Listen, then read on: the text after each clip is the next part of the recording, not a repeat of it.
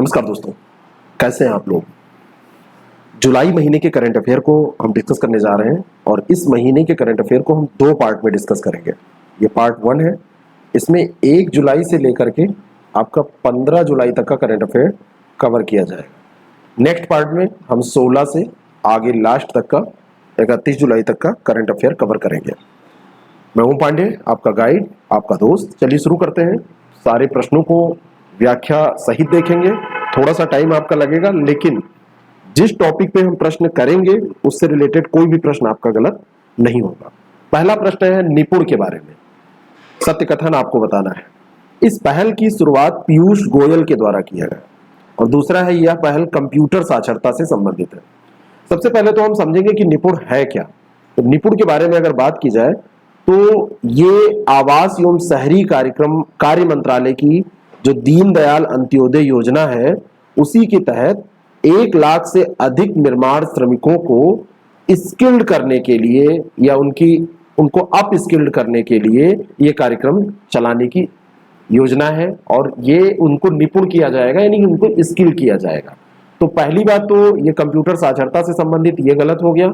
और केंद्रीय आवास एवं शहरी मंत्री जो है हरदीप सिंह पुरी, उन्होंने इसको शुरू किया है, तो दोनों गलत हो गया। डी ऑप्शन इसका करेक्ट हो जाएगा।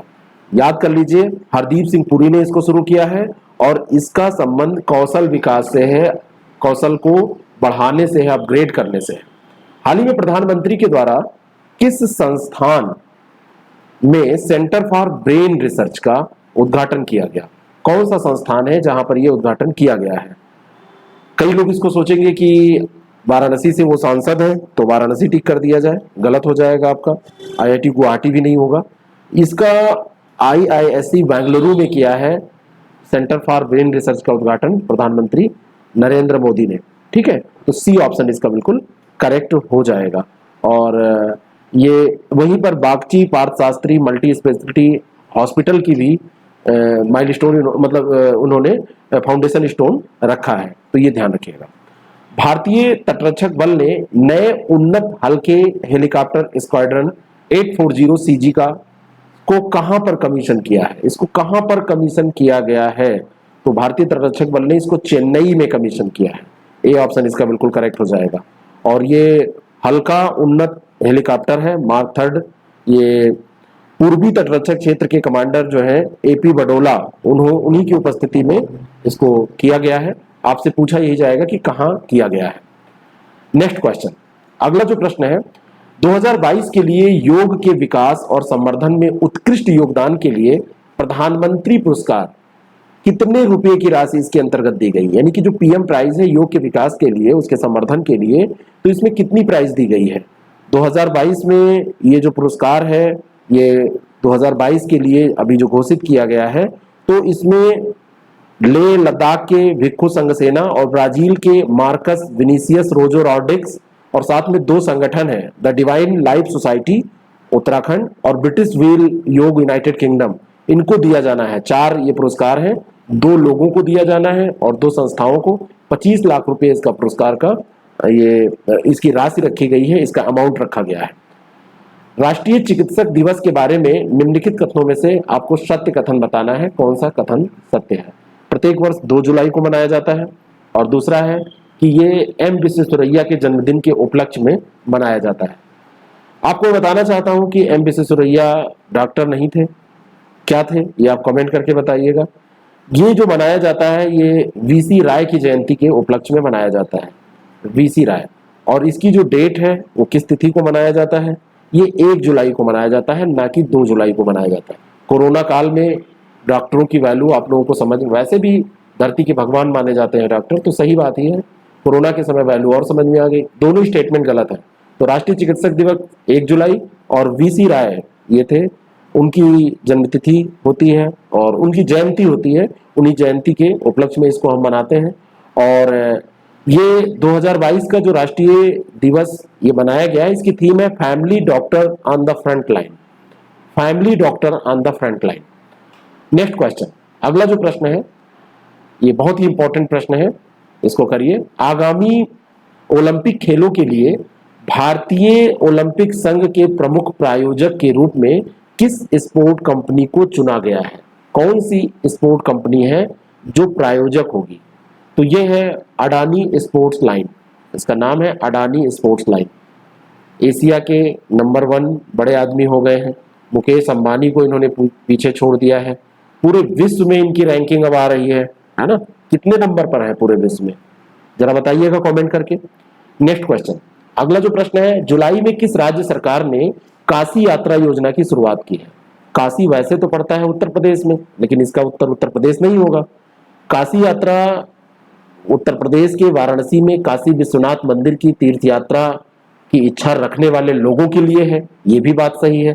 और ये 30,000 यात्रियों की बात इसमें की गई है, 30,000 तीर्थयात्री, और उनको 5,000 रुपए की नगद सहायता इसमें दी जाएगी। और ये योजना है कर्नाटक सरकार की। डी ऑप्शन इसका बिल्कुल करेक्ट हो जाएगा। काशी यात्रा योजना, कंफ्यूज मत होइएगा, कर्नाटक सरकार की है। अगला जो प्रश्न है, हाल ही में भारत के महान्यायवादी के वेणुगोपाल को कितने माह का सेवा विस्तार दिया गया है? तो नॉर्मली 1 साल का दे दिया जाता है, आप सुनते हैं 2 साल का, लेकिन इसको महीने में दिया गया है, इसलिए इंपॉर्टेंट है। पहले ये बताइए कि जो महान्यायवादी है अटॉर्नी जनरल ऑफ इंडिया, उसकी बात किस आर्टिकल में की गई है, ये पूछ लिया जाए तो ये आर्टिकल 78 में इसकी बात की गई है। भारत के पहले महान्यायवादी कौन थे? तो MC सीतलवाड़, इनका नाम याद रखिएगा, MC सीतलवाड़। और इनको अभी जो के वेणुगोपाल है, इनको 3 माह का विस्तार केवल दिया गया है, सेवा विस्तार, ये ध्यान रखना है। GST वस्तु एवं सेवा कर के बारे में सही कथन आपको बताना है। 1 जुलाई को GST दिवस मनाया जाता है। 1 जुलाई 2017 को पहला मनाया गया था। 1 जुलाई 2017 को GST लागू हुआ था, और इसके 1 साल बाद 2018 1 जुलाई को पहला GST दिवस मनाया गया था। दूसरा स्टेटमेंट गलत है, पहला सही है, ए ऑप्शन इसका करेक्ट हो जाएगा। लागू हुआ था 2017 में 1 जुलाई को, लेकिन पहला दिवस जो मनाया गया था वो 2018 में मनाया गया था।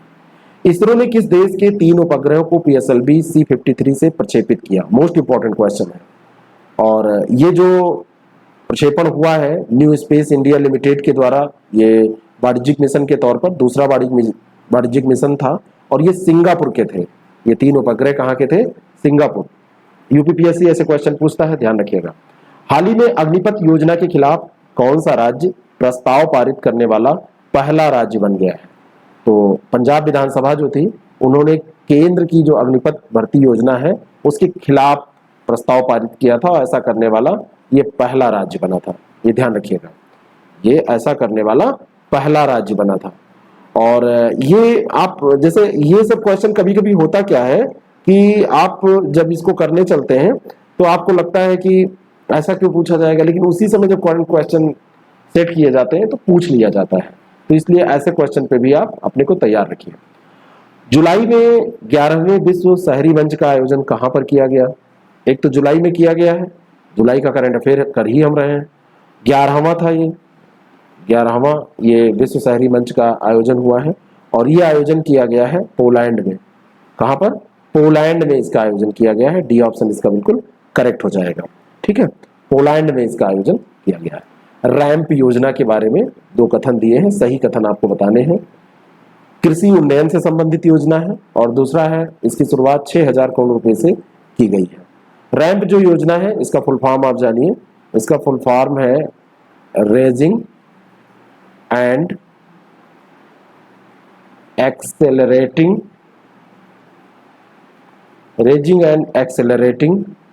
MSME performance. ठीक है, ये रैम योजना का फुल फॉर्म है। ये योजना जो है वो MSME से रिलेटेड है, ना कि एग्रीकल्चर से रिलेटेड है। तो दूसरा यहां पर सही है, 6,000 करोड़ रुपए के साथ इसको शुरू किया गया है। बिजनेस रिफॉर्म एक्शन प्लान के बारे में निम्नलिखित में से सत्य कथन आपको बताना है। इस रिपोर्ट को पीयूष गोयल के द्वारा जारी किया गया। अगला है कि इस रिपोर्ट में 5 राज्य टॉप अचीवर्स की श्रेणी में शामिल किए गए हैं, और अगला है उत्तर प्रदेश को अचीवर्स की श्रेणी में जगह दी गई है। ठीक है, तो अचीवर्स कैटेगरी में उत्तर प्रदेश भी है, उत्तराखंड भी है, महाराष्ट्र है, उड़ीसा है, हिमाचल प्रदेश है, मध्य प्रदेश है। ये तीनों, ये मतलब ये जो तीनों स्टेटमेंट दिए हैं इसमें केवल यही सही है। जो 5 राज्य हैं उसमें जो ये कह रहे हैं कि टॉप अचीवर्स की श्रेणी में शामिल किया गया है, तो टॉप अचीवर्स की श्रेणी में 7 राज्यों को शामिल किया गया है। दूसरा गलत हो जाएगा। और ये 7 राज्य हैं आंध्र प्रदेश, गुजरात, हरियाणा, कर्नाटक, पंजाब, तमिलनाडु और तेलंगाना। ठीक है। और ये रिपोर्ट जो जारी की है वो वित्त मंत्री निर्मला सीतारमण ने जारी की है। निर्मला सीतारमण जी ने ये रिपोर्ट जारी की है। तो ये गलत है, पहला भी दूसरा भी। केवल 3 यहाँ पर सही हो जाएगा, केवल थर्ड जो है ये यहाँ पर सही हो जाएगा। बी ऑप्शन इसका करेक्ट हो जाएगा। ठीक है। Business reform action plan 2020 report जारी की गई है, तो उसके बारे में ये इंपॉर्टेंट है कि 7 टॉप अचीवर्स हैं और ये उत्तर प्रदेश 6 राज्यों के साथ 5 और हैं इसके अलावा, ये अचीवर्स की श्रेणी में रहा है, टॉप अचीवर्स में नहीं रहा है, ये भी ध्यान रखना है। हाल ही में फिलीपींस के राष्ट्रपति के रूप में किसने शपथ ली है? मोस्ट इंपॉर्टेंट क्वेश्चन है। Ferdinand Marcos junior, Ferdinand Marcos senior नहीं, जूनियर। ए ऑप्शन इसका करेक्ट हो जाएगा। सीनियर जो थे वो तानाशाह थे, 1965 से 1986 के बीच में वहां पे फिलीपींस में उन्होंने शासन किया था। फिलीपींस की राजधानी मनीला है ना। पेसो वहां पे चलती है, फिलिपाइन पेसो जो है वो वहां पर चलती है। तो सीनियर जो थे इनके बारे में आप ध्यान रखिए कि ये तानाशाह थे और अभी जो राष्ट्रपति चुने गए हैं ये जूनियर है। नेक्स्ट क्वेश्चन है, हाल ही में किसे CII गुणवत्ता रत्न, 1 मिनट, एक क्वेश्चन छूटा है हमारा, 16 नंबर। अंतर्राष्ट्रीय सहकारिता दिवस 2022 की थीम क्या थी? अंतर्राष्ट्रीय सहकारिता दिवस हर वर्ष 2 जुलाई को मनाया जाता है ना। जुलाई के हर वर्ष ये दिवस 2 जुलाई को मनाया जाता है ऐसा कहना सही नहीं है। ये अंतर्राष्ट्रीय सहकारिता दिवस जुलाई के पहले शनिवार को मनाया जाता है, ऐसा ध्यान रखिए। फर्स्ट सैटरडे जो पड़ेगा जुलाई का, उस दिन इसको मनाया जाता है। इस बार की जो थीम थी, सहकारिता एक बेहतर विश्व का निर्माण करें, सहकारिता एक बेहतर विश्व का निर्माण करें, तो ये जो है इस बार की थीम थी। तो ये ध्यान रखिएगा, एक बेहतर विश्व का निर्माण करें, सहकारिता एक बेहतर विश्व का निर्माण करें, ये इसकी थीम थी, ये ध्यान रखना है आपको। और ये 2 जुलाई को इस बार ये 100वां अंतर्राष्ट्रीय सहकारिता दिवस मनाया गया है, 100वां अंतर्राष्ट्रीय सहकारिता दिवस मनाया गया है। हाल ही में किसे CII गुणवत्ता रत्न पुरस्कार 2021 से सम्मानित किया गया? इंपॉर्टेंट क्वेश्चन है, बहुत इंपॉर्टेंट क्वेश्चन है। ये हैप्पीस्ट माइंड्स टेक्नोलॉजी के संस्थापक हैं और उसके कार्यकारी अध्यक्ष हैं अशोक सूता, उनको ये CII गुणवत्ता रत्न पुरस्कार दिया गया है। अशोक सूता, डी ऑप्शन इसका करेक्ट हो जाएगा। और ये 2019 में ही अभी शुरू किया गया पुरस्कार है, तो आप ये मत सोचिएगा पहले पूछा नहीं गया है, नया पुरस्कार है तो पहले कैसे पूछ लिया जाएगा। संयुक्त राष्ट्र हैबिटेट विश्व शहरों की रिपोर्ट 2022 के अनुसार किस वर्ष तक भारत की शहरी आबादी 675 मिलियन हो जाएगी, ऐसा कहा गया है। हैबिटेट विश्व शहरों की रिपोर्ट जारी की गई है UN के द्वारा, तो इसमें कहा गया है 2035 तक। इंपॉर्टेंट क्वेश्चन है, कभी भी पूछा जा सकता है। 675 मिलियन तक ये पहुंच जाएगी भारत की जो शहरी आबादी है, भारत की शहरी आबादी इतनी हो जाएगी। ठीक है। और भारत की जो आबादी शहरी क्षेत्रों में इन्होंने कहा है 2035 तक लगभग 43.2% शहर में रहेगी। जितनी आबादी है उसका शहर में अभी कितना है, 31.16 की बात होती है ना, इतनी आबादी अभी यहाँ पर रह रही है शहरों में। और ये जो है 35 तक 43.2% हो जाएगी और उनकी जनसंख्या 675 मिलियन हो जाएगी। अगला जो प्रश्न है, क्रेडिट रेटिंग एजेंसी क्रिसिल ने वित्त वर्ष 2022-23 के लिए भारत की विकास दर का अनुमान कितना कर दिया? तो क्रेडिट एजेंसी जो क्रिसिल है उसने किया है, इसलिए इंपॉर्टेंट है। पहले इसने कहा था 7.8%, अब इसको 7.8% से घटा के 7.3% कर दिया है। सी इसका सही उत्तर हो जाएगा, 7.3% इसने की है। क्रिसिल जो है ये 1987 में स्थापित हुई थी, इसकी स्थापना जो हुई थी वो 1987 में स्थापित हुई थी, ये ध्यान रखिएगा, कभी भी आपसे पूछा जा सकता है। घरेलू रेटिंग एजेंसी है और 2023 के लिए 22-23 के लिए अनुमान इसने लगाया है। अंतर्राष्ट्रीय प्लास्टिक बैग मुक्ति दिवस किस तिथि को मनाया जाता है? 3 जुलाई को मनाया जाता है, बी ऑप्शन इसका बिल्कुल करेक्ट है।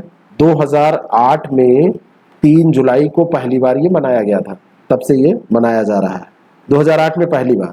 तो एकल उपयोग के जो प्लास्टिक बैग होते हैं उन पे बैन लगाया जाए, उनको ना यूज किया जाए, उनसे मुक्त किया जाए, ये बात इसमें की जाती है, ये जागरूकता फैलाई जाती है। फाइनेंशियल एक्शन टास्क फोर्स के बारे में निम्नलिखित कथनों में से कौन सा कथन सही है?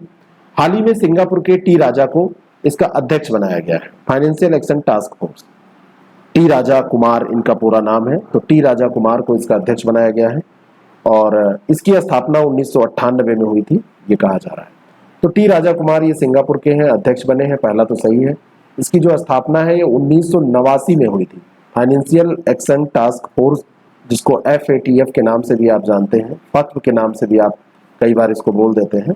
तो और इसका मुख्यालय कभी आपसे पूछ लिया जाए कहाँ पर है, तो इसका मुख्यालय पड़ता है पेरिस में। कहाँ पर? पेरिस में। तो ए ऑप्शन इसका करेक्ट हो जाएगा, दूसरा गलत है। हाल ही में भारत की सबसे बड़ी तैरती सौर ऊर्जा परियोजना किस कंपनी द्वारा शुरू की गई है? कहां शुरू की गई है, ये भी एक इंपॉर्टेंट क्वेश्चन है। शुरू की गई है ये तेलंगाना में, मोस्ट इंपॉर्टेंट है। कहां पर शुरू की गई है?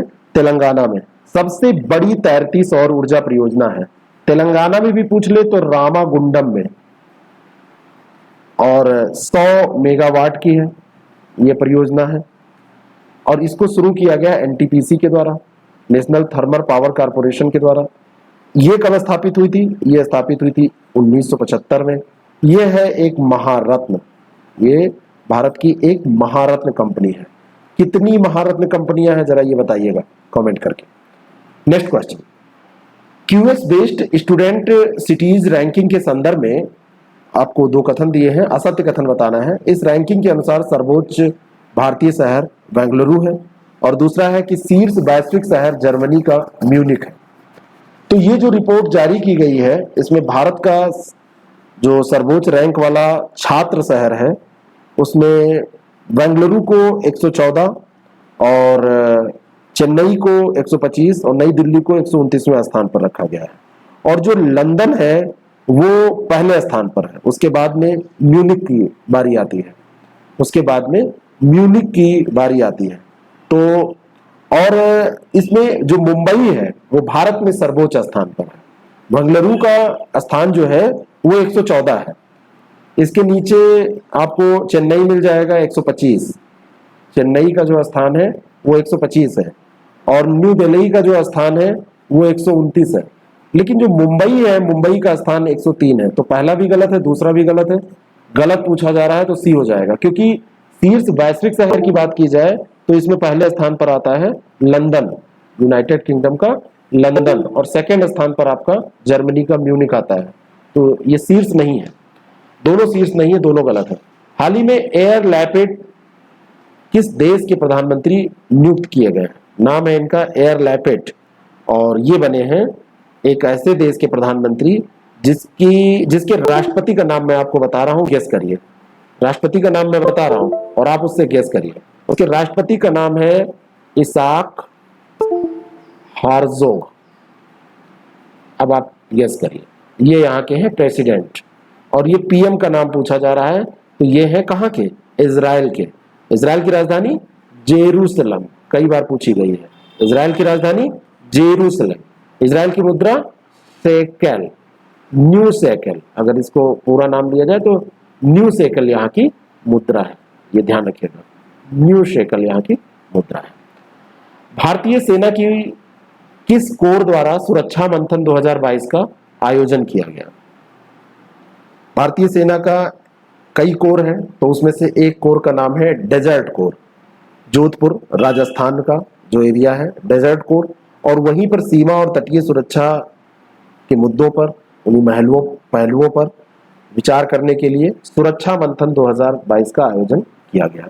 तो बी ऑप्शन इसका बिल्कुल करेक्ट हो जाएगा। हाल ही में किस देश की संसद ने तनुजा नेसारी को आयुर्वेद रत्न पुरस्कार से नवाजा है? तनुजा नेसारी और मिला है आयुर्वेद रत्न पुरस्कार, किस देश की संसद है? अखिल भारतीय आयुर्वेद संस्थान की ये निदेशक है और इनको यूके की संसद के द्वारा ये पुरस्कार दिया गया है। तो सी ऑप्शन इसका बिल्कुल करेक्ट हो जाएगा। अगला जो प्रश्न है, फेमिना मिस इंडिया 2022 का खिताब इस बार सिनी शेट्टी ने अपने नाम किया। वह भारत की किस राज्य का प्रतिनिधित्व करती हैं? एक तो आपका ये तैयार हो गया कि फेमिना मिस इंडिया 2022 कौन है, तो ये सिनी शेट्टी है। कौन है? सिनी शेट्टी। सिनी शेट्टी बिलोंग करती हैं कहां से? कर्नाटका से। सी ऑप्शन इसका करेक्ट हो जाएगा। फर्स्ट रनर अप ये राजस्थान की रूबल शेखावत रही हैं, और सेकंड उत्तर प्रदेश की सिनाता चौहान रही हैं। तो सेकंड रनर अप जो रही हैं वो सिनाता रही हैं, सिनाता चौहान रही हैं। ये इनका संबंध यूपी से है इसलिए इंपॉर्टेंट है। बाकी सिनी शेट्टी जो है ये कर्नाटक से बिलोंग करती है। और इसके पहले 2022 का आप ताज देखें तो ये मनासा वाराणसी, जिनको 2020 में इनको चुना गया था ना, तो इन्होंने पहनाया है, जियो वर्ल्ड कन्वेंशन सेंटर में इनको पहनाया है, फेमिना मिस इंडिया को। देश के सबसे युवा विधानसभा अध्यक्ष राहुल नावेरकर बने हैं। विधानसभा अध्यक्ष बनने के क्रम में ये सबसे युवा हैं। वो किस राज्य के विधानसभा अध्यक्ष चुने गए हैं? तो राहुल नावेरकर बने हैं अभी महाराष्ट्र के। नाम से भी आपको लग रहा है, उथल पुथल भी अभी महाराष्ट्र में हुई है। तो महाराष्ट्र विधानसभा के सबसे कम उम्र के अध्यक्ष ये बन गए हैं। वहां पे एक सीट है कोलाबा, तो कोलाबा सीट से ये विधायक है, कोलाबा सीट से ये एमएलए हैं। वहां के सीएम कौन बने हैं? डिप्टी सीएम कौन बना है और सीएम कौन बना है? एक नाथ शिंदे, एक नाथ शिंदे वहां के सीएम बने हैं। और डिप्टी सीएम का नाम क्या है? जो पहले वहां के सीएम थे अब वो डिप्टी सीएम फडणवीस जो है, तो फडणवीस अब डिप्टी सीएम बन गए हैं। ठीक है, तो ये ध्यान रखिएगा। और ये वकील थे, वकील से विधायक बने थे नावेरकर। और नावेरकर जैसे अब एक ये प्रश्न खैर आपसे पूछा नहीं जाएगा कि इनकी उम्र क्या है, नावेरकर की एज क्या है, लेकिन आपको जानना चाहिए नावेरकर जो है वो उनकी एज क्या है, बताइए। आपको पता है कितने कितने बड़े हैं ये? इसको सर्च करके हमको बताइएगा। आप हमको इसको सर्च करके बताइएगा कि ये जो बने हैं वो राहुल नावेरकर, इनकी एज क्या है। विश्व बैंक ब्यूरो के बारे में निम्नलिखित में से कौन सा कथन सही है? हाल ही में इसका नाम बदलकर बैंक नियुक्ति संस्थान कर दिया गया है। और दूसरा स्टेटमेंट है कि इसकी स्थापना 2016 में की गई थी, 2016 में की गई थी। तो बैंक बोर्ड ब्यूरो इसका नाम बदला गया है, ये बिल्कुल सही बात है। और इसका नाम बदलकर क्या किया गया है? इसका नाम किया गया है वित्तीय सेवा संस्थान ब्यूरो। बैंक नियुक्ति संस्थान नहीं, वित्तीय सेवा संस्थान ब्यूरो, ये इसका नाम कर दिया गया। इसकी स्थापना 2016 में की गई थी, ये बात बिल्कुल सही है, 2016 में इसकी स्थापना की गई थी। तो बी ऑप्शन इसका सही हो जाएगा। नेक्स्ट क्वेश्चन, अगला प्रश्न क्या है? अगला प्रश्न आपकी स्क्रीन पर है, करिए इसको। 5वें वैश्विक फिल्म पर्यटन सम्मेलन के संदर्भ में असत्य कथन आपको बताना है। गोवा में आयोजित हुआ और इसका उद्घाटन मुख्तार अब्बास नकवी, केंद्रीय मंत्री हैं, उन्होंने किया। ये दो बातें यहां पर कही गई। अल्पसंख्यक मामलों के मंत्री हैं। तो इसकी स्थापना इसका जो उद्घाटन हुआ, इसका जो आयोजन हुआ, इसका आयोजन मुंबई में जुहू बीच पे हुआ। तो पहला गलत है, दूसरा सही है। असत्य पूछा जा रहा है तो पहला असत्य है, ए ऑप्शन इसका करेक्ट हो जाएगा। राज्यों की स्टार्टअप रैंकिंग के संदर्भ में निम्नलिखित कथनों में से असत्य कथन चुनिए। कौन सा कथन असत्य है? नीति आयोग के द्वारा यह रैंकिंग जारी की गई। राज्य और केंद्र शासित प्रदेशों को 5 श्रेणियों में वर्गीकृत किया गया, पहला तो सही है।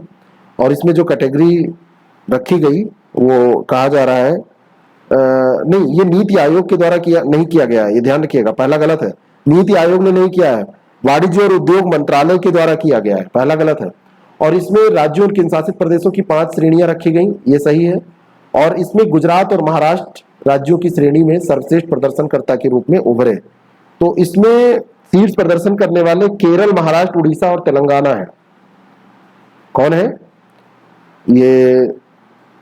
बड़े राज्यों में केरल, महाराष्ट्र, उड़ीसा और तेलंगाना है। और सर्वश्रेष्ठ प्रदर्शनकर्ता अगर आपसे पूछा जाएगा तो सर्वश्रेष्ठ प्रदर्शनकर्ता में गुजरात और कर्नाटक राज्यों की श्रेणी में सर्वश्रेष्ठ प्रदर्शनकर्ता रहे। जो यहाँ पे गुजरात और महाराष्ट्र लिखा गया है इसको आप चेंज करिए, यह है गुजरात और कर्नाटक। याद करिए इसी समय, गुजरात और कर्नाटक ये श्रेष्ठ प्रदर्शन करता रहे हैं, सर्वश्रेष्ठ प्रदर्शन करता रहे राज्यों की श्रेणी में। तो ये भी गलत हो गया। तो केवल 2 यहां पर सही है। असत्य पूछा जा रहा है तो पहला और तीसरा असत्य है। सी ऑप्शन इसका करेक्ट हो जाएगा। किस राज्य ने नारी को नमन योजना शुरू की है? योजना का नाम है नारी को नमन। यह योजना किस राज्य ने शुरू की है? तो यह राज्य है हिमाचल प्रदेश। बी ऑप्शन इसका करेक्ट हो जाएगा। नारी को नमन योजना हिमाचल प्रदेश ने शुरू की है। ठीक है।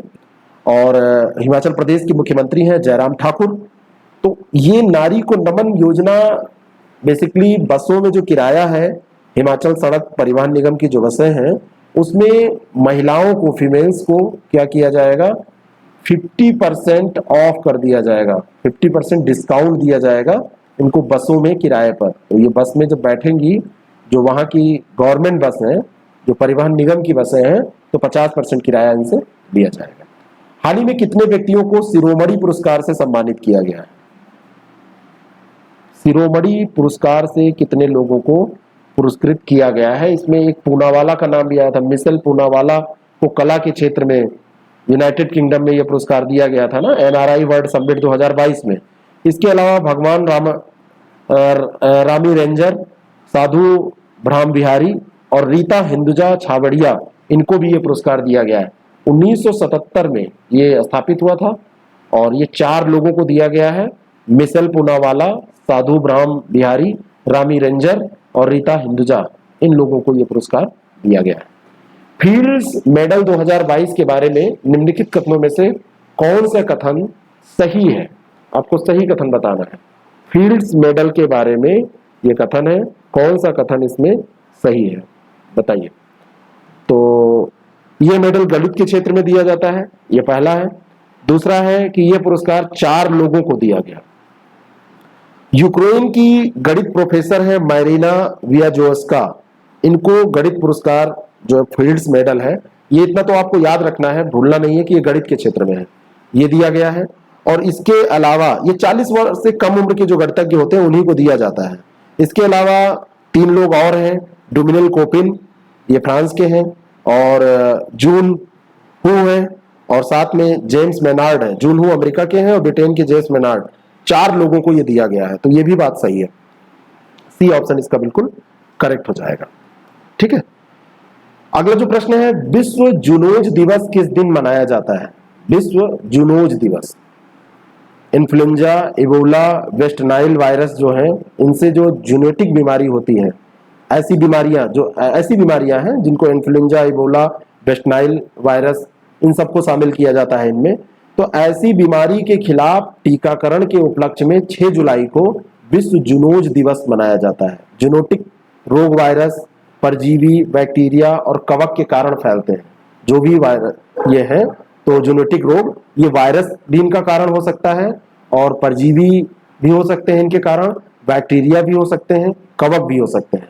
तो 6 जुलाई 1885 को सबसे पहले ये शुरू किया गया था, स्थापित किया गया था इसको। और let's break the chain of zoonotic transmission इस बार की थीम है, और ये 6 जुलाई को मनाया जाता है। डी ऑप्शन इसका करेक्ट हो जाएगा। जुलाई में डिजिटल इंडिया वीक 2022 का उद्घाटन कहां पर किया गया? ये उद्घाटन जो किया है वो पीएम ने किया है। पीएम नरेंद्र मोदी ने ये उद्घाटन किया है। भारत के पीएम नरेंद्र मोदी ने ये उद्घाटन किया है। और 2022 का जो ये आयोजन है, ये महात्मा मंदिर पड़ता है गांधीनगर में, महात्मा मंदिर, तो वहीं पर किया गया है। महात्मा मंदिर गांधीनगर में इसको आयोजित किया गया है। अगला जो प्रश्न है उसको देखिए। डीआरडीओ ने किस स्थान से autonomous flying wing technology demonstrator की पहली उड़ान को सफलतापूर्वक परीक्षित किया या उसका परीक्षण किया किसने है? डीआरडीओ ने। Autonomous flying wing technology demonstration था ये, तो ये किया है इसने चित्रदुर्ग से। कहां से किया है? चित्रदुर्ग। और चित्रदुर्ग कहां पड़ता है? कर्नाटक में। चित्रदुर्ग कर्नाटक से इसको किया है। और डीआरडीओ के बारे में अगर बात की जाए तो 1958 की बात है। 1958 में 1 जनवरी को डीआरडीओ की स्थापना की गई थी, ध्यान रखिएगा। ठीक है। हाल ही में कितने देशों ने नाटो के साथ परिग्रहण प्रोटोकॉल पर हस्ताक्षर किए हैं? किस पे? परिग्रहण प्रोटोकॉल के, नाटो के साथ ये हस्ताक्षर किए हैं। स्वीडन और फिनलैंड ने ये प्रोटोकॉल जो है ये नाटो के मुख्यालय में हस्ताक्षरित किया है। और ये नाटो जो है, नाटो चर्चा में रहा है, इस कारण से ये प्रश्न भी इंपॉर्टेंट है। अप्रैल 1949 की बात है जब नाटो की स्थापना हुई थी। नाटो, ठीक है, नाटो के बारे में गूगल जरूर कर लीजिएगा। बाकी यहाँ पर आपको नाटो के बारे में अगर नहीं पता है तो गूगल कर लीजिए, बाकी यहाँ पर इसलिए नहीं बताऊंगा क्योंकि बहुत लंबा वीडियो हो जाएगा। राष्ट्रीय खाद्य सुरक्षा अधिनियम रैंकिंग के संदर्भ में निम्नलिखित में से सत्य कथन चुनिए। इस रैंकिंग में उत्तर प्रदेश पहले स्थान पर है। रैंकिंग है खाद्य सुरक्षा, राष्ट्रीय खाद्य सुरक्षा अधिनियम रैंकिंग, राष्ट्रीय खाद्य सुरक्षा अधिनियम रैंकिंग। और दूसरा है कि विशेष श्रेणी के राज्यों में हिमाचल प्रदेश का स्थान पहला है।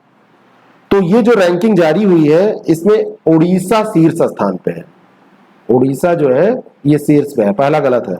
और विशेष श्रेणी में पूर्वोत्तर राज्य, हिमालयी राज्य, द्वीपीय राज्य, इनको विशेष श्रेणी में रखा जाता है।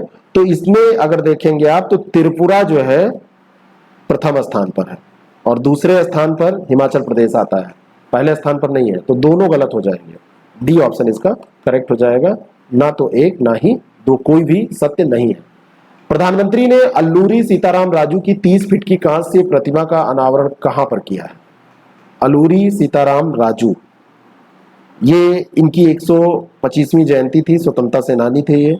आंध्र प्रदेश के पूर्वी गोदावरी जिले में इनकी 30 फीट की कांस्य प्रतिमा का ये उद्घाटन अभी किया गया है। रंपा विद्रोह आपने सुना होगा, तो 1922 में रंपा विद्रोह हुआ था और उसमें सीताराम राजू ने नेतृत्व किया था, बहुत महत्वपूर्ण भूमिका निभाई थी। तो ये कहां पर है? आंध्र प्रदेश में, सी ऑप्शन। 30 फीट की एक कांस्य प्रतिमा का अनावरण किया गया है। हाल ही में भारत के किस लेफ्टिनेंट जनरल को दक्षिण सूडान में संयुक्त राष्ट्र मिशन में फोर्स कमांडर नियुक्त किया गया है? कहां पर? साउथ सूडान में इनको नियुक्त किया गया है। लेफ्टिनेंट जनरल है मोहन सुब्रमण्यम, इनकी नियुक्ति की गई है। ए ऑप्शन इसका बिल्कुल करेक्ट हो जाएगा। भारत की पहली स्वायत्त नेविगेशन सुविधा की शुरुआत किस नाम से की गई? स्वायत्त नेविगेशन सुविधा की शुरुआत किस नाम से की गई? भारत की ये पहली स्वायत्त नेविगेशन सुविधा है और इसका नाम क्या रखा गया? जितेंद्र सिंह के द्वारा इसको आईआईटी हैदराबाद परिसर में इसका उद्घाटन किया गया है और इसका नाम रखा गया है तिहान। इसका नाम क्या रखा गया है? तिहान। ये स्वायत्त नेविगेशन सुविधा है, ठीक है। अगला जो प्रश्न है, फोर्ब्स की अमेरिका की सबसे अमीर स्वनिर्मित महिलाओं की सूची में कितनी भारतीय अमेरिकी अरबपति शामिल की गई हैं? तो फोर्ब्स ने अमेरिका की सेल्फ मेड अमीर महिलाओं की जो लिस्ट जारी की गई है, इसमें 5 ऐसी महिलाएं हैं जो अमेरिकन महिलाएं हैं, भारतीय मूल की हैं तो वो अमेरिकन, लेकिन वो भारतीय मूल की हैं। उनके कहीं ना कहीं पुरखे जो हैं वो भारत से बिलोंग करते थे। तो ये इनकी संख्या कितनी है? 5। इनके पांचों का नाम भी जान लीजिए। नीरजा सेठी, एक का नाम है नीरजा, और दूसरी का नाम है नेहा, तीसरी है इंदिरा नूई, और एक है रेशमा सेठी, और एक है इसमें जयश्री उल्लल, सबसे ऊपर यही है, जयश्री उल्लल, ये नाम है उल्लल, ठीक है। तो ये 5 महिलाएं हैं जो ऐसे घोषित की गई। जुलाई में जारी भारत की बेरोजगारी दर के बारे में निम्नलिखित कथनों में से कौन सा कथन सही है, उसको चुनिए। कई लोगों को मेरी स्पीड ये धीमी लगती है, कई लोगों को तेज लगती है। YouTube ने ऑप्शन दिया है स्पीड बढ़ाने घटाने का, हमारे ऐप पर भी ऑप्शन है स्पीड बढ़ाने घटाने का। जहां पर भी आप इसको देख रहे हैं आप उसको अपने स्पीड के मुताबिक देख लें। तो 2022 जुलाई में जो ये बेरोजगारी का आंकड़ा जारी किया गया भारत की बेरोजगारी दर के बारे में, तो इसमें देखिए हरियाणा में सबसे कम बेरोजगारी दर है, सही कथन आपको बताना है। और दूसरा है देश की बेरोजगारी दर अप्रैल में बढ़कर 7.83% हो गई। तो दूसरा तो यहां सही है, लेकिन हरियाणा में सबसे अधिक बेरोजगारी दर है, सबसे कम नहीं है, सबसे अधिक बेरोजगारी दर है। फिर राजस्थान की बारी आती है। ठीक है, तो सबसे अधिक बेरोजगारी दर हरियाणा में पाया जाता है, फिर राजस्थान है, बिहार है, इस तरीके से। तो ये गलत दिया हुआ है यहाँ पर। ठीक है, तो केवल 2 सही हो जाएगा, सत्य पूछा जा रहा है तो केवल 2 हो जाएगा, बी ऑप्शन इसका करेक्ट हो जाएगा। नेक्स्ट क्वेश्चन, अगला जो प्रश्न है, प्रथम भारत पशु स्वास्थ्य शिखर सम्मेलन 2022 का उद्घाटन कहां पर किया गया? ये भारत पशु स्वास्थ्य शिखर सम्मेलन पहला हो रहा है, इसका उद्घाटन नई दिल्ली में किया गया है। ठीक है, 2022 में ये पहली बार ही हो रहा है, इंडिया एनिमल हेल्थ समिट 2022। ठीक है, ICFA, Indian chamber of food and agriculture, और साथ में एग्रीकल्चर टुडे ग्रुप है, एग्रीकल्चर टुडे ग्रुप, ये मिलकर इसको आयोजित कर रहे हैं। हाल ही में विज्ञान और प्रौद्योगिकी मंत्री डॉक्टर जितेंद्र सिंह द्वारा लोक प्रशासन के क्षेत्र में किस नाम से नए पुरस्कार को शुरू करने की घोषणा की गई? उस पुरस्कार का नाम क्या है? बहुत इंपॉर्टेंट प्रश्न है, लोक प्रशासन के क्षेत्र में, और ये पुरस्कार होगा doctor Rajendra Prasad memorial award. C option इसका बिल्कुल करेक्ट हो जाएगा। ठीक है, भारतीय लोक प्रशासन संस्थान जो है ये 1954 में ही इसकी स्थापना हुई थी। लोक प्रशासन संस्थान की स्थापना, इसका संस्थान भी है ना, तो ये संस्थापना 1954 में इसकी स्थापना हुई थी।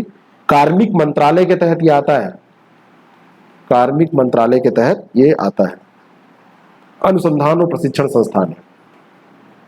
IIPA के सदस्य होते नहीं है, लोक प्रशासन पढ़ाने वाले जो सर होते हैं, टीचर्स होते हैं, वो लिखे नहीं रहते हैं कि मेंबर ऑफ IIPA, तो वही संस्थान है ये।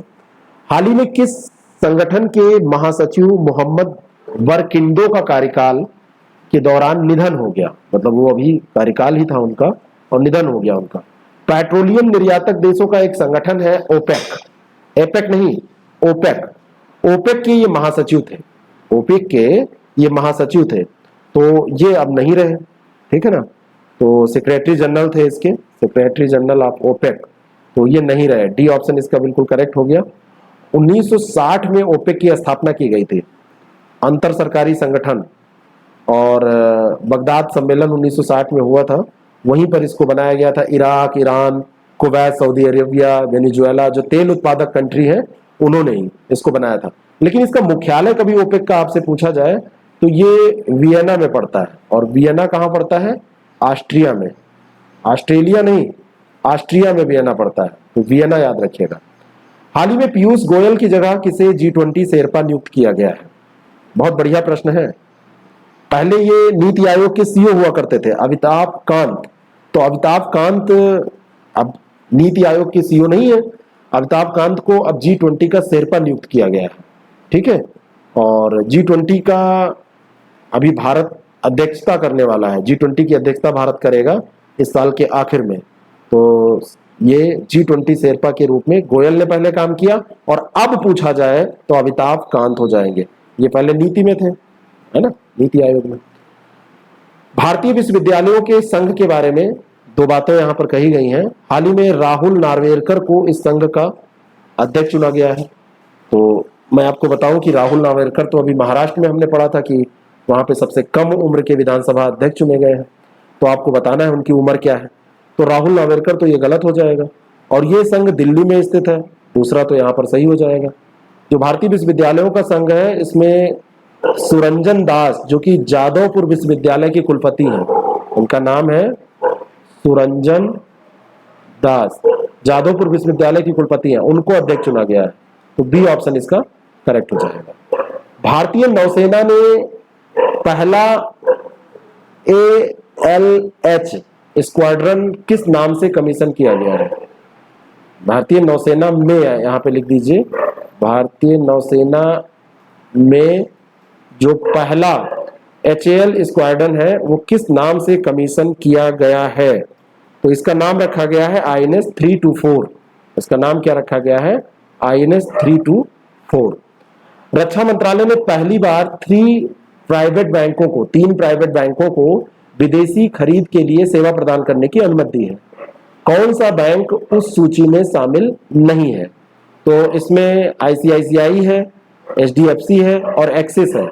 तो ये प्राइवेट बैंक है, क्योंकि SBI तो ये आप ध्यान रखिए, वैसे भी आप इसको निकाल सकते हैं और इनको विदेशी खरीद के लिए सेवा ये प्रदान कर सकते हैं। इन तीनों बैंकों को ये दिया गया है, इसमें स्टेट बैंक ऑफ इंडिया शामिल नहीं है। स्टार्टअप स्कूल इंडिया पहल के बारे में निम्नलिखित कथनों में से कौन सा कथन सही है, ये आपको बताना है। यह पहल गूगल द्वारा भारत में शुरू की गई है, स्टार्टअप स्कूल इंडिया, और इसका उद्देश्य आपसे पूछा जा रहा है कि इंटरमीडिएट के विद्यार्थियों में नवाचार पैदा करना। गूगल ने स्टार्टअप स्कूल इंडिया पहल शुरू की है, ये बात बिल्कुल सही है। 10,000 स्टार्टअप्स की मदद इसमें की जाएगी और ये एक व्यवस्थित पाठ्यक्रम में स्टार्टअप बिल्डिंग पर ये प्रासंगिक जानकारी देगा और ये इसका कहीं भी ये इंटरमीडिएट के बाद नवाचार पैदा करना उद्देश्य नहीं है, स्टार्टअप्स को हेल्प करना है। तो पहला सही हो जाएगा, दूसरा गलत हो जाएगा। कभी कभी आपसे पूछ लिया जाता है गूगल की स्थापना 1998 में 4 सितंबर का दिन, आप सोचिए कितना महत्वपूर्ण दिन हो रहा होगा जब गूगल बाबा ने जन्म लिया। भारतीय मूल के सुंदर पिचाई, जो सुंदर पिचाई हैं, वो इसके इस समय सीईओ हैं।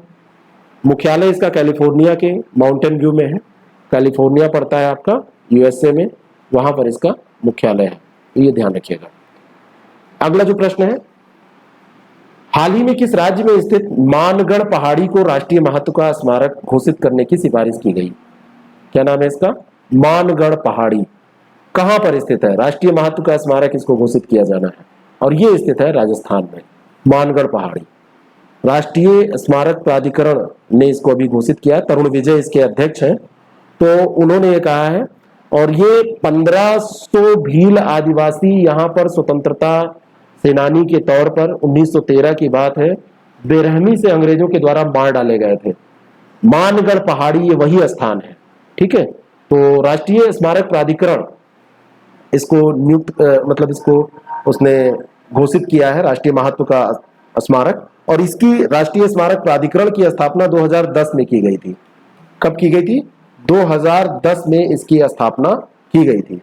और अगर आपसे मंत्रालय पूछ लिया जाए कौन से मंत्रालय के अंतर्गत आता है, तो संस्कृति मंत्रालय के अंतर्गत ये आता है। हाल ही में वाराणसी में अक्षय पात्र के माध्याह्न भोजन रसोई का उद्घाटन किसके द्वारा किया गया?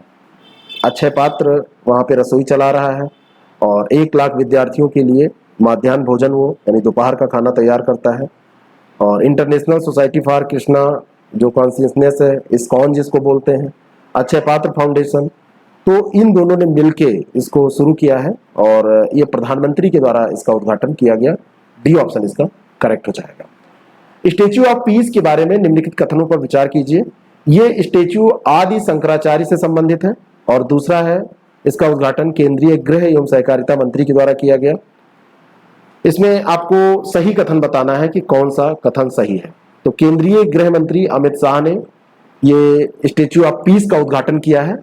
आप प्रधानमंत्री को भूलिए यहाँ पर, और यहाँ पे मोटा भाई जो आपके हैं अमित शाह जी, उनके द्वारा, जो कि केंद्रीय गृह और सहकारिता मंत्री हैं, उनके द्वारा उद्घाटन किया गया है। और इसका संबंध आदि शंकराचार्य से नहीं है, इसका संबंध किससे है? ये रामानुजाचार्य से संबंधित है। किससे संबंधित है? रामानुजाचार्य से। रामानुजाचार्य से इसका संबंध है, तो पहला गलत हो जाएगा, दूसरा सही, तो बी ऑप्शन इसका करेक्ट हो जाएगा। हाल ही में किसने स्वनिधि महोत्सव का शुभारंभ किया? किस महोत्सव का? स्वनिधि महोत्सव का शुभारंभ किया।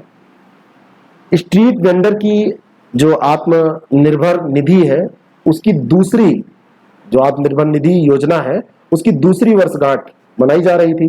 तो हरदीप सिंह पुरी जो आवास और शहरी मामलों के मंत्री हैं, उन्होंने ये महोत्सव सभी राज्यों और केंद्र शासित प्रदेशों में 75 शहरों में आयोजित किया जा रहा था, तो उसी के दौरान इन्होंने स्वनिधि महोत्सव का उद्घाटन किया था हरदीप सिंह पुरी ने।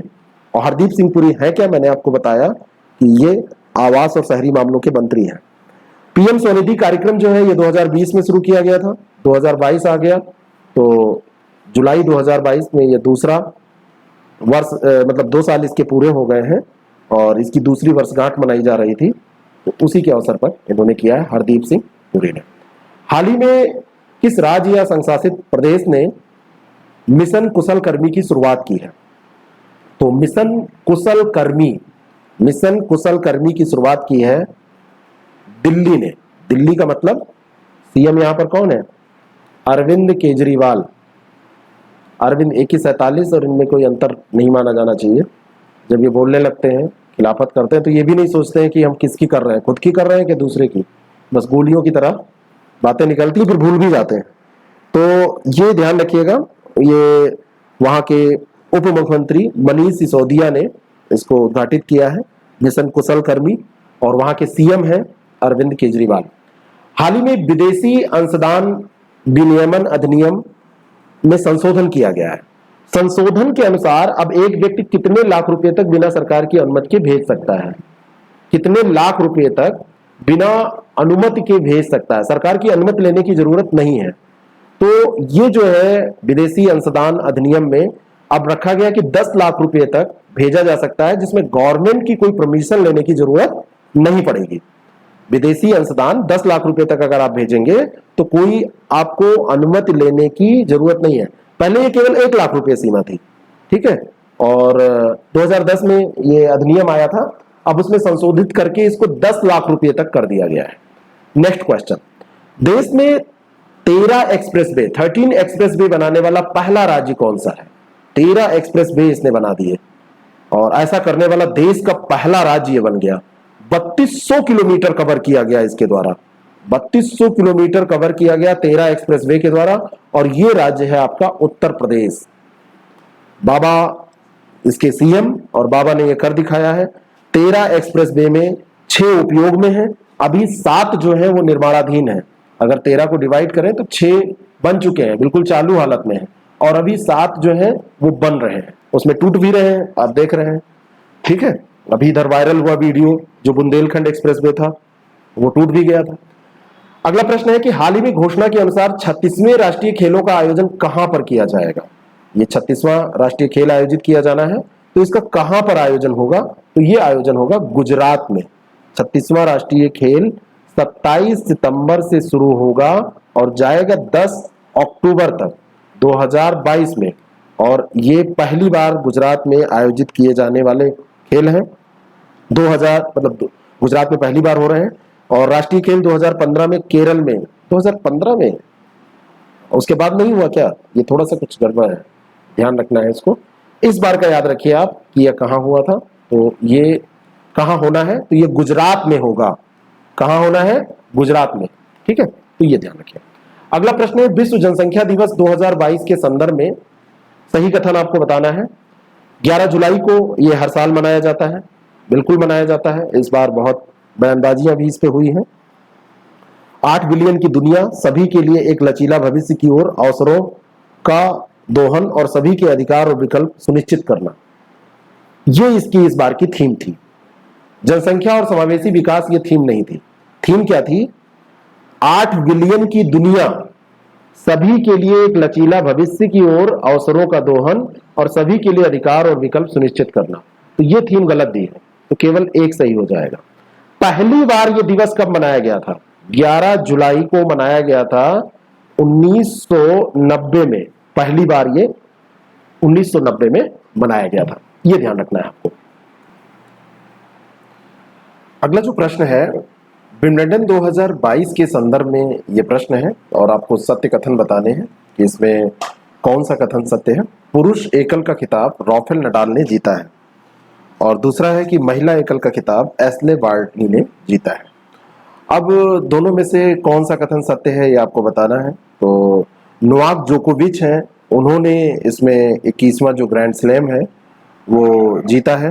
तो पहला स्टेटमेंट तो गलत है, पुरुष में नोवाक जोकोविच आ जाएंगे, और एलिना रिबाकिना ने ये जीता है महिला एकल का खिताब। तो यहाँ पे नोवाक जोकोविच याद रखिएगा, और यहाँ पर याद रखिएगा एलिना रिबाकिना प्रेटा कुचिस्तेवा, इनका रिबाकिना, इनका एलिना रिबाकिना नाम याद रखिए। तो इन्होंने महिला जीता है, तो ये दोनों के दोनों गलत हो जाएंगे। बाकी ये पूरा एक्सप्लेनेशन के सहित भी हम देते हैं, जो हमारे कोर्सेज होते हैं उसमें सारा ये एक्सप्लेनेशन के साथ दिया जाता है। अगर आप बीओ की तैयारी कर रहे हैं तो हमारे बीओ के कोर्स को आप ज्वाइन कर सकते हैं। आरओ की तैयारी कर रहे हैं तो आप आरओ के कोर्स को ज्वाइन कर सकते हैं। निबंध और मेंस की जितनी भी चीजें हैं उसको भी आप हमारे साथ कर सकते हैं। 6307281212 ये हमारा व्हाट्सएप नंबर है, कॉन्टेक्ट नंबर है, इस पर मैसेज करके आप जानकारी प्राप्त कर सकते हैं। हाल ही में international fund for agriculture development के अध्यक्ष अल्वारो लारियो चुने गए हैं। वो किस देश के हैं? IFAD के अध्यक्ष किस देश के हैं? तो ये स्पेन के रहने वाले हैं। ये स्पेन के हैं, 4 साल के लिए इनको चुना गया है। और जो international fund for agriculture development है, ये 1977 में स्थापित किया गया था। 1977 में इसकी स्थापना की गई थी, ये ध्यान रखिएगा। हाल ही में national internet exchange of India के 2 नए इंटरनेट एक्सचेंज पॉइंट्स कहां पर स्थापित किए गए हैं? तो ये 2 नए जो पॉइंट्स हैं, ये पश्चिम बंगाल में किए गए हैं। और पश्चिम बंगाल का एक स्थान है दुर्गापुर और दूसरा स्थान है वर्धमान। तो वर्धमान और दुर्गापुर में इनकी स्थापना की गई है। सी ऑप्शन इसका बिल्कुल करेक्ट हो जाएगा। ऑस्ट्रियन ग्रांड प्री 2022 का विजेता कौन है? तो फेरारी के चार्ल्स जो लेक्लर हैं, इनका नाम भी देखिए, चार्ल्स लेक्लर, ये फेरारी के हैं, फेरारी चालक हैं। तो इन्होंने ही ऑस्ट्रेलियन ग्रांड प्री 2022 जीती है। डी ऑप्शन इसका बिल्कुल करेक्ट हो जाएगा। हाल ही में IIT मद्रास ने कैंसर निदान के लिए AI टूल यानी कि आर्टिफिशियल इंटेलिजेंस टूल विकसित किया है। और इस टूल का नाम क्या है? तो ये टूल है पाइवोट। इसका नाम क्या है? पाइवोट। बी ऑप्शन इसका बिल्कुल करेक्ट हो जाएगा। और ये DNA प्रोफाइल के आधार पर ये इसको डायग्नोस करेगा। DNA प्रोफाइल के आधार पर कैंसर का डायग्नोसिस में किया जा सकता है। मिसेज यूनिवर्स डिवाइन के संदर्भ में निम्नलिखित में से कौन सा कथन सही है? इस प्रतियोगिता का आयोजन फ्रांस में किया गया। और दूसरा है, यह खिताब भारत की पल्लवी सिंह ने जीता है। तो भारत की पल्लवी सिंह ने यह खिताब जीता है, ये तो बिल्कुल सही बात है। मिसेज यूनिवर्स डिवाइन में पल्लवी सिंह ने यह खिताब जीता। लेकिन इसका जो आयोजन है वो कोरिया में किया गया था। एओसू शहर पड़ता है, एओसू शहर पड़ता है कहां पर? कोरिया में। तो कोरियन शहर में यह आयोजित हुआ था, वहां पर पल्लवी सिंह ने जीता है। तो दूसरा बी ऑप्शन इसका बिल्कुल करेक्ट हो जाएगा। संयुक्त राष्ट्र द्वारा जारी रिपोर्ट के अनुसार भारत किस वर्ष तक चीन को आबादी के मामले में पीछे छोड़ देगा? 11 जुलाई को अभी हमने बात ही की थी कि जनसंख्या दिवस मनाया जाता है। और एक अनुमान है संयुक्त राष्ट्र का, उसमें कहा गया 2023 जैसे आएगा, 2023 क्रॉस होते होते हम चीन को पीछे छोड़ देंगे। जनसंख्या वास्तव में समस्या तो है ही है। देखिए, आप मान लीजिए आपका परिवार छोटा है तो आपको उसका खर्चा चलाने में कम मेहनत, कम राशन की जरूरत पड़ेगी। छोटा घर में आपका गुजर बसर हो जाएगा, छोटे घर में। लेकिन अगर ज्यादा बड़ा परिवार है तो उसके लिए हर चीज ज्यादा चाहिए। देश के साथ भी यही होता है। हाल ही में स्वाधीनता संग्राम न सुरवीरों किताब किसके द्वारा लॉन्च की गई है? स्वाधीनता संग्राम न सुरवीरों, ये यहाँ से नाम इसका है, स्वाधीनता संग्राम न सुरवीरों। ये किताब किसके द्वारा लॉन्च की गई? तो विदेश और संस्कृति राज्य मंत्री हैं मीनाक्षी लेखी। तो मीनाक्षी लेखी ने ये किताब लॉन्च की है और गुजराती में इसको लिखा गया है। और ये स्वतंत्रता संग्राम में जो योगदान है लोगों का, तो उनके बारे में ये किताब बताती है। बाकी जो मनाया जा रहा है 75वां वर्ष स्वाधीनता का, अमृत महोत्सव, तो वो सब में जुड़ जाता है। भारत के किस राज्य में देश का सबसे लंबा डबल डेकर फ्लाईओवर बनाया गया है? डबल डेकर फ्लाईओवर किस राज्य में बनाया गया है भारत का? तो ये महाराष्ट्र में बनाया गया है। सी ऑप्शन इसका बिल्कुल करेक्ट है। भारतीय राष्ट्रीय राजमार्ग प्राधिकरण और महाराष्ट्र मेट्रो ने नागपुर में इसको बनाया है। कहां पर बनाया है? नागपुर में, नागपुर में बनाया। और इसकी लंबाई जो है ये 3.14 किलोमीटर है। 3.14 किलोमीटर की लंबाई है। डबल डेकर ये है फ्लाईओवर, इसलिए ये इंपॉर्टेंट है। भारत इंटरपोल के अंतर्राष्ट्रीय बाल यौन शोषण डेटाबेस से जुड़ने वाला किस क्रम का देश बना है? यौन शोषण डेटाबेस से जुड़ा है, अंतर्राष्ट्रीय बाल यौन शोषण डेटाबेस से। तो ये 68वां देश है उसमें शामिल होने वाला। बी ऑप्शन इसका बिल्कुल करेक्ट हो जाएगा। इंटरपोल जो है ये मुख्यालय इसका फ्रांस में पड़ता है, लियों स्थान है फ्रांस में, तो वहां पर इसका हेडक्वार्टर पड़ता है। और इंटरपोल के अध्यक्ष हैं अहमद नासर अल रईसी। स्थापना इसकी 2023 में, सॉरी 1923 में, 2023 अभी तो आया ही नहीं है, 1923 में इसकी स्थापना हुई थी। और इसकी स्थापना की गई थी वियना में। बाद में इसका मुख्यालय, वियना पड़ता है आपका ऑस्ट्रिया में, बाद में इसका मुख्यालय ये लियों पड़ता है स्थान ये फ्रांस में, वहां पर इसको स्थापित कर दिया गया। रुर्बन मिशन की डेल्टा रेटिंग में कौन सा राज्य पहले स्थान पर है? रुर्बन मिशन की डेल्टा रैंकिंग में कौन सा राज्य है जो पहले स्थान पर है? तो ये झारखंड है। डी ऑप्शन इसका बिल्कुल करेक्ट हो जाएगा। श्यामा प्रसाद मुखर्जी रुर्बन मिशन की जून महीने की जो डेल्टा रैंकिंग आई है उसमें इसका शीर्ष स्कोर रहा है 76.19 और ये प्रथम स्थान पर रहा है। विश्व पेपर बैग दिवस के बारे में निम्नलिखित में से सत्य कथन आपको बताने हैं। ये दिवस 12 जुलाई को मनाया जाता है। और दूसरा है, इस दिवस की थीम 2022 की जो थीम है प्लास्टिक मुक्त समाज है। ये दो स्टेटमेंट है। तो पहला तो इसमें सही है, 12 जुलाई को ये मनाया जाता है। और इसका इस बार का जो थीम है, यदि आप शानदार हैं तो प्लास्टिक को काटने के लिए कुछ नाटकीय करें, पेपर बैग का उपयोग करें। इतनी लंबी थीम है, प्लास्टिक मुक्त समाज नहीं। यदि आप शानदार हैं तो प्लास्टिक को काटने के लिए कुछ नाटकीय करें, पेपर बैग का उपयोग करें, ये इसकी थीम है। नेक्स्ट क्वेश्चन, वर्ष 2023 में देश का पहला एलिवेटेड अर्बन एक्सप्रेसवे किस नाम से प्रारंभ किया गया? एलिवेटेड अर्बन एक्सप्रेसवे है, किस नाम से इसको प्रारंभ किया गया है?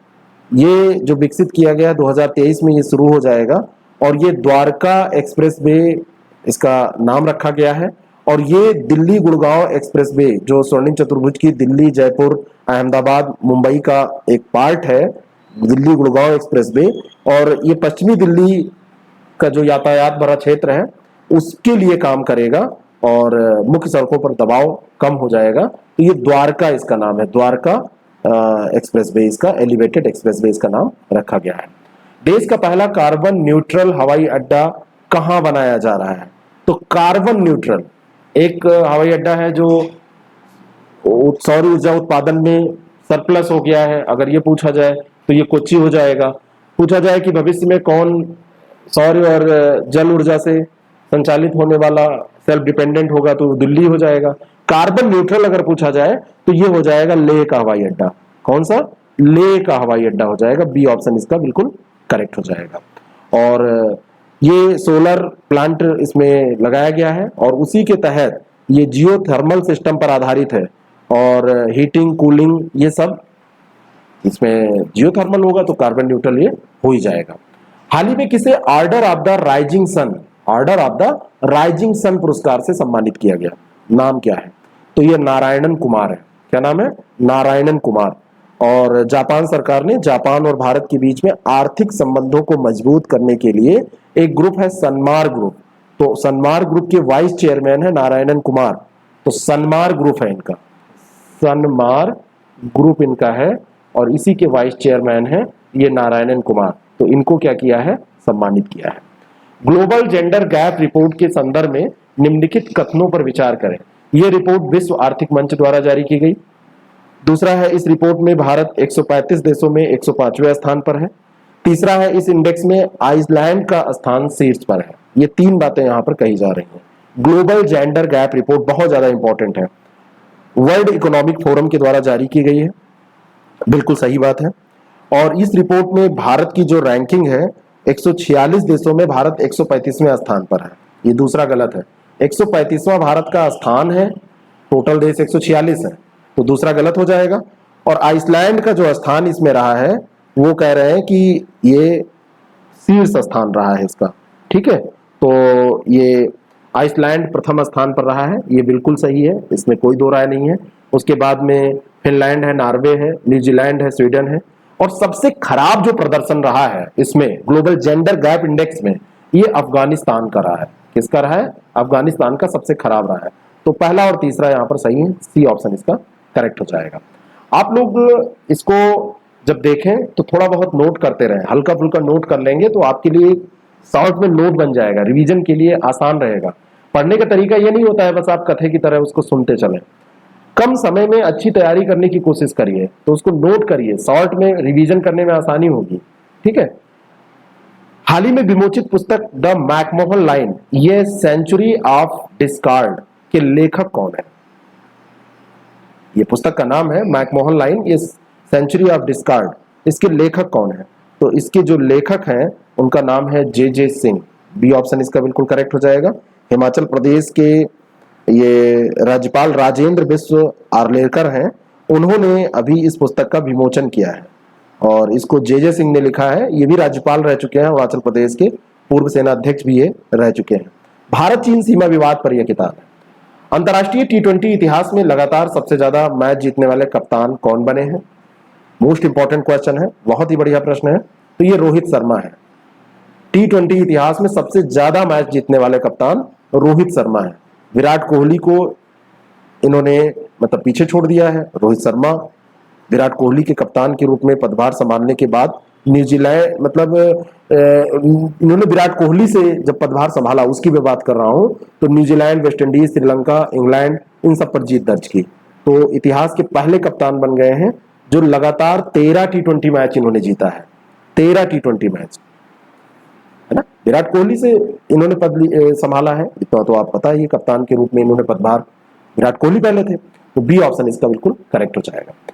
पीएम नरेंद्र मोदी ने पहले वर्चुअल ITU2 शिखर सम्मेलन में भाग लिया। I2U2 कौन इसमें शामिल नहीं है? कौन सा देश इसमें शामिल नहीं है? कुछ नाम इतने अजीब लगने लगते हैं, जैसे I2U2 बोलने में थोड़ा अजीब लग रहा है, लेकिन याद हो जाएगा आपको। तो I2U2 जो है, इसमें आई भारत और इजराइल के लिए है। आई से 2 देश हैं, एक इजराइल है एक आई से, और एक आई से इंडिया है, ठीक है। और U2 से एक अमेरिका है और दूसरा संयुक्त अरब अमीरात है। एक यूएसए है और एक यूनाइटेड अरब अमीरात है।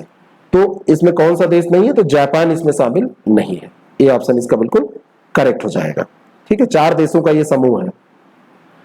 और इसी तरीके से हम अगला पार्ट जब देखेंगे तो उसमें 81 से लेके आगे जो क्वेश्चन होंगे उनको हम कवर करेंगे। अभी ये पहले पार्ट में हम 80 क्वेश्चन देख रहे हैं, जिससे आसानी से आपका ये तैयार हो जाए।